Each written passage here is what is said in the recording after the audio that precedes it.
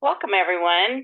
I'm Liz Geyer, and this is Elektra and we are advocates of the Language of Consciousness Institute, and we're here today talking about,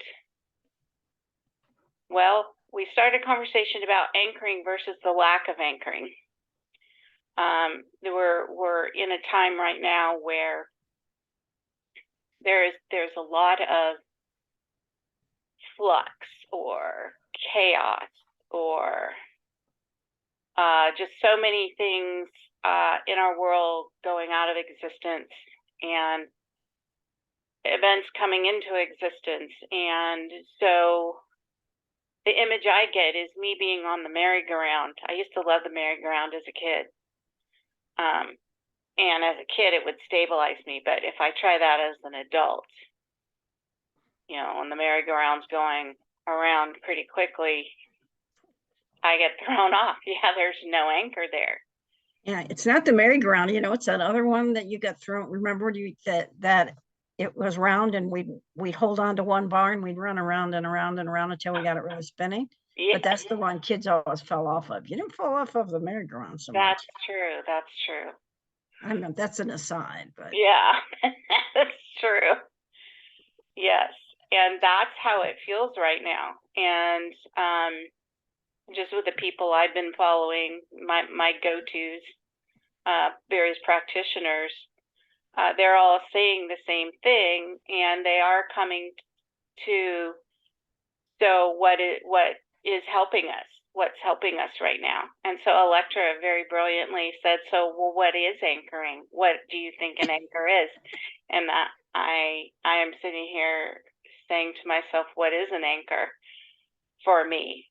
And I'm drawing a blank, which is really, really interesting. So I have to sit with it for a minute. And so I'm going to put it over to you. That's what I thought was coming. I know, right? Well, when you think about what an anchor was, and the term anchor comes from ships, right? Right, yes. And that allowed that they could stay in one spot in a harbor, even though there was a tide coming in and a tide going out. So that's pretty much what we mean by anchor now. Is something that will help us sustain and maintain the position that we're in so that we don't lose the progress we've made, is what I think anchoring is. Yeah. And it's also like a solid ground. You can imagine that if you put a 200-foot chain in a 500-foot depth harbor, guess what? It wouldn't get anchored very well. So you've got to find the anchor you choose has got to be appropriate to the depth that you're in. And I think the difference for all of us now is that we're in a bigger depth than we've had before. A lot of the tools that we used before to kind of help us sustain and maintain our position don't work anymore. And in fact, we are vulnerable to, what do they call those, riptides? Yeah, riptides, where you can get taken away by historic stuff. You can be pulled out of what you thought was a stable position by I think it is mostly historic ideas and stuff, but it's an attempt by, and this would be my assumption at this point, is that if any of us are, whoever is like near the point of not being, you can be in the reality of separation but out of it, and the nearer you get to that boundary point would be the point at which I think we're most vulnerable to these riptides of energy saying, pull you back, pull you back, pull you back. And one of the things that you've been doing, Liz, in your series that you're running now, it's called Immersing Ourselves. What's the name of it? Immersing Ourselves in Co-Creating New Realities. Okay. So if you've signed up for that, people, you've probably got a marker on your chest, a little target, that you might not be somebody they really want doing that work. And the very interesting thing about that series is it uses the templates of the language of consciousness to help people anchor, to get a firm hold. And I think that's, I mean, does that resonate with what your definition of anchoring would be? Definitely. And in my work this afternoon, and actually this whole week, with, I call it taking the pulse on humanity, and that's following those people that I resonate with to hear what's happening in the field of the world and communities and ourselves. I've been hearing that where, our bodies, we're taking on more light.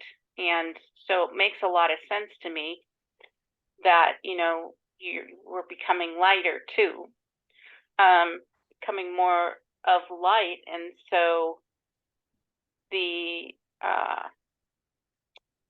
thought of wanting to anchor to something that's of comfort is big. So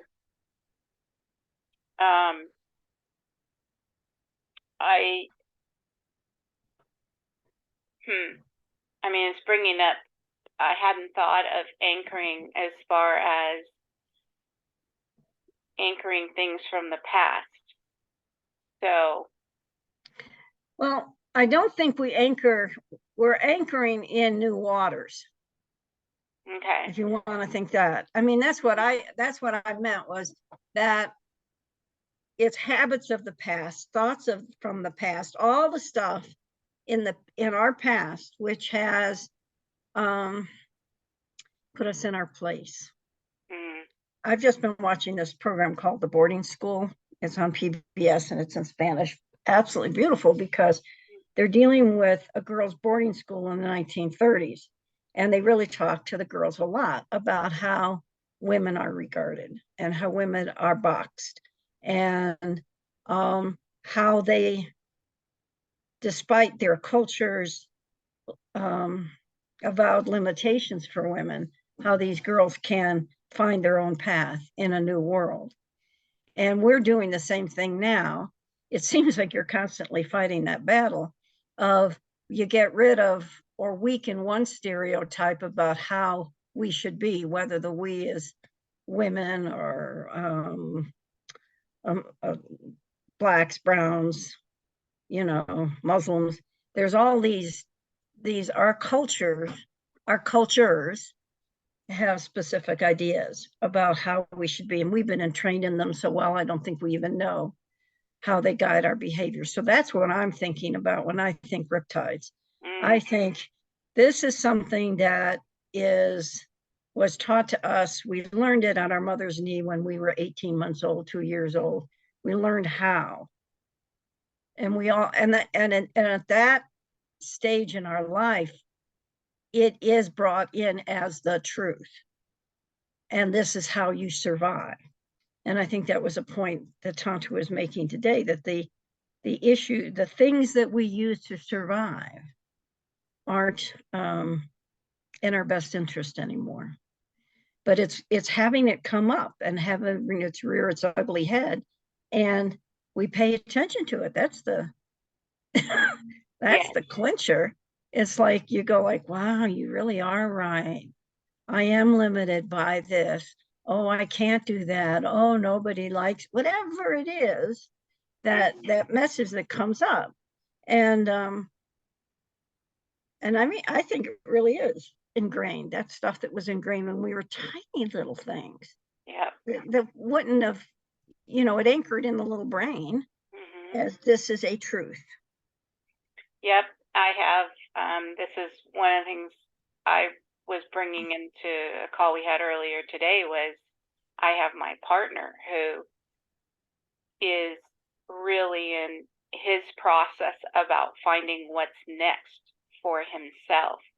And the programming has been so ingrained in him, service to other, without thinking of self. And sitting with him and getting caught in, I went down some really interesting pathways. One of which I was really proud of myself. I was able to catch myself and say, okay, I was observing one way and wasn't being technical about my observation and making assumptions and assertions and all these things. But yeah, he's really caught in, well, what's best for my family? And, you know, that programming is just so deep. And knowing that,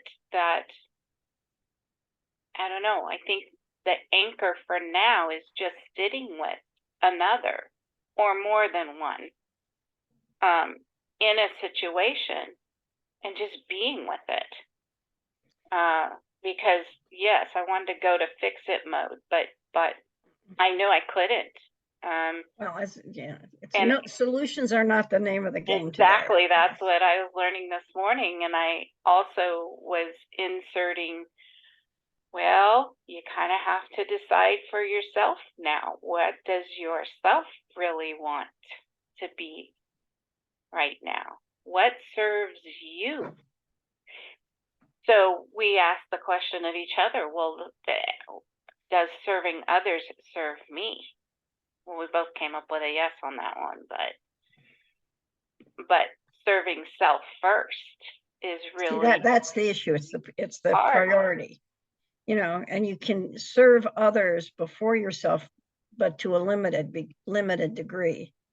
My experience is that service to others overtakes my life, and then I don't end up with a life. Yeah. You know, as far as any of my interests being, you know, given time or given attention. Everything else is for the other. And that's when we get in deep doo-doo. Yeah. It's Yeah, a technical term. Yeah, I'm seeing that. You know, my little corners of creativity is getting pushed more to the side of the desk, you know. So yeah, it's really, really hard. So this piece about not having an anchor to me isn't a bad thing. But what I keep getting this image of us sort of like you know, we've all jumped out of the plane and we're in our suits and we're doing the whole configuration. What's that called? I can't remember the. you mean when they hold hands in a circle as Yes. they're all falling through air? Yes. that's the image. That's the image I'm getting of kind of where we are, but yet what a beautiful configuration that holding on, you know, in a certain configuration like that is. It's an incredibly stabilizing place to be. Well, what was very stabling for me in a call this morning was that other people were experiencing the same shit. Yeah. Because and one of the things that Tantra said was, you know, don't be alone. You know, and it's really hard to share with others when you think they're doing peachy keen and you're waiting, you know, in hip deep shit. And that's really, really difficult. And that's, I think, like we have an online group that shares, but people for the most part tend to share only really nice stuff. You know, that's why I was going like, am I the only one that's drowning in shit here? You know, and that I think is a problem. But the other thing I think, and one of the anchors when you were talking about, you know, not having your creative stuff is getting pushed farther and farther away, is I think an anchor is time. So, or like, you know, every day you walk in the morning, that's an anchor, starts the day. Maybe certain days of the week, like I'm starting this thing this week that Thursdays and Saturdays are writing days. You know, that you know, I don't do admin stuff on those days. I don't do you know, I do have to work, but other than what would have been free TV time or free for something else, it's going to be for writing. And I think time is an anchor. I think sharing and being one with others, but everybody sharing, particularly when it's going bad, as far as we're concerned, or, you know, we aren't what we think we should be, is an anchor. And then using the creation exercises to get out of those mental loops that are so good at bringing us down. Mhm. But we have to do it. It's sort of like, because of what I've gone through, I'm back to writing again. So I'll now, again, my mind works that way. But for a long time, my mind never even took me to writing. It just wasn't there. It's sort of like if you pile enough papers on top of your art book, guess what? You'll never see your art book. Yep, that's what's But happening. if on a certain day and a certain time, that art book is in the top of the pile, then you'll see it and you'll do it. And then your mind thinks about it later on, like, you know, I really like to do this color or this thing, you know. But we don't, if I think our minds are very cooperative, in that if we say no, what I really have to pay attention to is this admin work, is this technical stuff, is this to do for others, then your mind says, okay, I won't talk to you about this again. Yeah. And that's really sad. Yeah. I won't talk to you about it. And it's almost as if the creative part of us turns its head, or whatever that part of us is that we say, no, I can't enough, that it hangs its head and it walks away and it goes, I won't bother you anymore. Yeah. And then that's when we don't know it, but that's when we're in real trouble. Because the thing that sourced us, the thing that made life fun and interesting and interconnected and interrelated, has hung its head and walked away because it realizes we're not interested. Now that has, you know, that's the opposite. Yeah. We think we're getting the job done, but in truth, we've just given up a piece of our core self, which is, I think, our anchor. Mm. Well, wouldn't you say that? No, definitely. Yeah. I mean, yeah, and to speak to that, I came into a group meeting for camp today for our family camp we're planning in May. And actually, I came in at the perfect time for me because I had come from this intense call. I walk in and there's my 5 buddies. We're a well-oiled machine. I had no ideas for a theme for next year. I walk in and they go, well, we've got the theme and we're just brainstorming stuff. And it was hilarious what they're talking about. We're doing them down on the farm theme. So, you know, get out your overalls and, you know, we're going to do hog calling contests and just all this really cute, creative stuff. We're going to make courses out of pool noodles and play polo that's sort of like croquet and have a competition. And, you know, we're talking adults here. I mean, there's kids involved too, but so it was such a both and activity of walking from one place where, you know, I'm being helpful to humanity into another very creative space, which is a great anchor for people.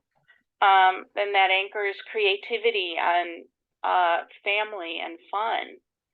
It was just a really nice space to walk into. And I said, oh my gosh, I'm so excited, you know, because I walked into a space where it was kind of already set and the ball was rolling, and then I could just move into adding to it, and it was a huge release for me to be able to move into a fun activity of actually brand new ideas of things. I shouldn't say brand new because we all went on Pinterest.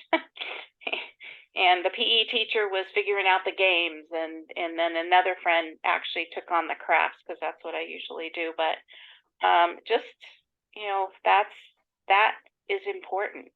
It's important. So that creativity for me, along with the writing the templates too, those are huge anchors. Good. So I think that's one of the things that people need to look to. Like, what is it that they've abandoned? Yeah. In the name of raising the kids, working a job, volunteering service to others.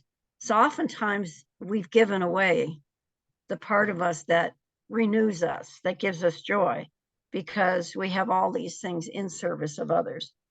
And that's probably the first thing to discover. I mean, and I don't think, sometimes we know the things like in your case, creativity with art is from childhood, and music is from childhood, and you have carried those all the way through into your adulthood. But I was not a creative writer in grade school or high school. I don't think I wrote my first set of poetry till I was in my 40s. So I think it's following your sentient registers, your body and your spirit's responses to things, that sometimes you find what feeds you and anchors you in kind of the joy of being you. And so you may not have it now, is what I'm saying to people. They may say, like, you know, I went to school, did all the stuff I was supposed to do, and here I am, married with kids and working, and, you know, like, kind of, and and so Yeah, and even if it's another thing that I've been hearing a lot is the practitioner saying, if you find yourself in that trigger point of where you're you know, in our terms, it's not life enhancing right now, and you recognize it. Go listen to a piece of music that makes you feel happy. I mean, I put on Christmas music yesterday. I swore I wouldn't do it this year, but couldn't. It's like, no, that's what I really want, so I'm going to do it. So I put on Christmas music when I came home, and I was doing some writing last night, and or I go, you know, for me, I go onto videos about nature and people who have these beautiful gardens or live in little cottages, you know, that it feels, or go to something that's really comforting. I got some apple tea, and boy, that just drinking the apple tea, I have some right here. Really, there's just a comfort in that, and that is an anchor in itself. So it doesn't have to be, you know, like you're saying, it's great if you can find something that feeds you, but in the moment, if you need an anchor point to go what feeds you in the moment, and it could be a nice cup of calming tea, or Christmas carol. Yeah, Christmas carol, walking outside. I was walking with Sarah yesterday, and the air was very crisp and cold, and it's like the cobwebs went away. You know, it was wonderful. So yeah, walk in the brisk air, or if you're in Australia, I think it's getting warmer, but even, you know, smelling the ocean air, or whatever, just some small little activity to pull you out of where you're at that you don't want to be. So there's so a lot of different kinds of anchors, ones that you can use that are small, but they all, and others that are programmed, like the creation exercises, but they all do that thing of getting you out of the loop of the negativity and the not you, into being, like when you're going on a walk with Sarah, that you're in nature. So that all by itself, nature feeds us. But these little things, like the cup of apple tea, hot chocolate is something for me. Every time it gets cold, it's and something about it. It's just, it's emotional. It's historical, you know. But even my 9-year-old granddaughter's talking about, oh, gonna get some hot chocolate with whipped cream on it, Yeah. and you can always tell that it's already in her system as something that makes her feel better. Yeah, Mhm. definitely. So yeah, so I think that's the message today is looking at, and I learned a lot about, these historic anchors, looking at those, and the chains are falling away. The chains on those old anchors are falling away. Those guys are rusting. Time to step into new shiny ones. Well, it's a both and, isn't it? I Mhm. mean, something like the hot chocolate or the apple tea or the walk in nature are things that have soothed us and grounded us and made us feel loved or comforted. And they will probably continue to do that. Mhm. The things that limit us, that tell us a story that might have been the truth for my grandmother, in how what she expected women, what women were expected to do, for example, is not something that comforts me, but it can be as controlling as the need for the cup of tea. But and I think that's the shift that we're in. In the United States, we've done, the people listened enough to their own natures to say, whatever it is they're peddling, it isn't comforting, it isn't life enhancing, it's not life generating. So no matter what, I'm going to go for something that protects the people and protects women. And we still have a lot of work to do. So it's even that, an anchor is, my gut says that, let's just say women's rights is more important than the economy for me right this minute. That the right to everybody to vote is more important than X or Y or Z. That may be bugging me a lot, but you have to place your priorities. And I think those are anchor points. Values are anchor points. Principles are anchor points that help us move through times where either the judgment, what we should be doing is different, or brings us back to kind of what we should be doing. So there's lots of great anchor points out there. Yeah. It's just reaching out for them and paying attention to them, and paying attention to how your body tells you that's an anchor point. Mhm. I think the what we call sentient intelligence registers are by far the biggest truth teller to us about what is not going right in our system and what could help us set ourselves right. It's like setting your sail Yeah. when you're sailing, and the sail begins to ruffle, and you know that you have to tack a little bit to get the full wind. And that reminds me of that Mhm. that you're back on track when you can get a full sail. Yeah. Yeah. Not of Latin analogies today. Yeah. Yeah. Nautical ones, Okay. definitely. Yeah, you brought me back.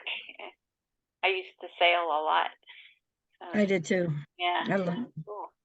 I didn't know that about you. I was a Mariner Scout Oh wow, and Mariner Senior Scout. Yeah, that's awesome. nothing better than scaring the bejesus out of people when you know how to sail and keep the boat at a real tilt. It was great.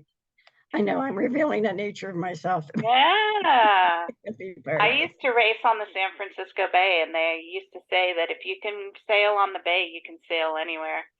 yeah, and I sailed in the Potomac River in DC. Very But cool. you could get keep the boat so only the side is going in the water. Yep. Moves its fastest, but scares the bejesus. Yeah. Well, we'll end on that humorous note of wanting. Not, I don't do that to people all the time. Yeah. No. I don't have a sailboat anymore. So. Yeah. Yeah, but let's be on the edge. Well, it is. I think that's a good place to end. I really do think that it is exhilarating to be on the edge and to be in control like you are when you can sailboat like that. Mhm. And you really do know how to keep it at its highest speed and the safest. You know you're safe. You're not really going to cause any problem. But isn't that what this is about? It's like keeping that feeling in ourselves so that we aren't scared, so that we don't wallow in, oh, we're going to go into the water. Yep. You know, we're going to drown. And giving ourselves those moments of exhilaration and joy. Yeah. That's what this is all about. Yeah. Okay. Well, thank you for coming on with me today. You're welcome. Good really conversation. fun. Learned something about our common past. Yes. Yes. Take care, everyone. Okay. Bye-bye.